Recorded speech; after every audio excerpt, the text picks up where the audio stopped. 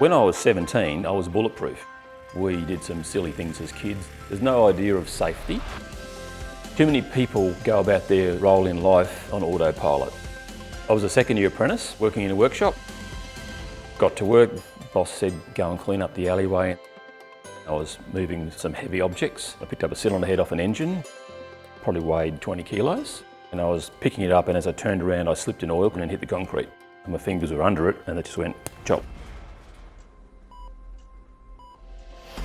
I had 3 fairly large operations to try and fix all the tendons and the bones. And they took tendons out of my legs and then cut me in the arm and up through the wrist and ran new tendons through. And then I had a series of braces with springs, and they drilled holes through the end of my fingers and had buttons on with elastic bands to hold my fingers down. I would rather lose a leg than damage my hands. You can walk with a prosthetic, you could walk with crutches with one leg. You might have a bit of a balance issue, but you can do anything with your hands. When you lose the ability to use your hands, you make your life a whole lot harder.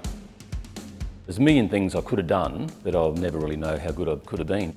I used to love water skiing, and the minute I wrecked my hand, I was in the middle of all the times we'd go water skiing. I couldn't ski for 12 months, and then when I did try and ski a few times, I could only ski with really my left hand.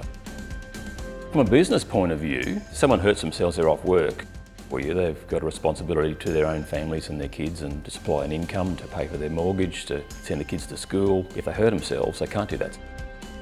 Think far enough ahead and you're aware of your circumstances and what's happening around you, you won't hurt yourself, you won't hurt others.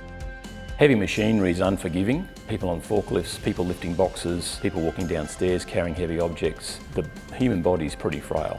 Once you fall, the objects you're carrying aren't going to give, they're just going to take you with them. If I could use today's wisdom back then, I would have cleaned up the oil on the floor before I even started working in the room. I would have made sure that any heavy objects, I slid them along the ground or put them on a small low trolley rather than try to lift them. I think lifting heavy objects, you've got to keep your fingers out of harm's way. A cut is one thing, getting some stitches is another, but losing the use of a limb, that's a big deal.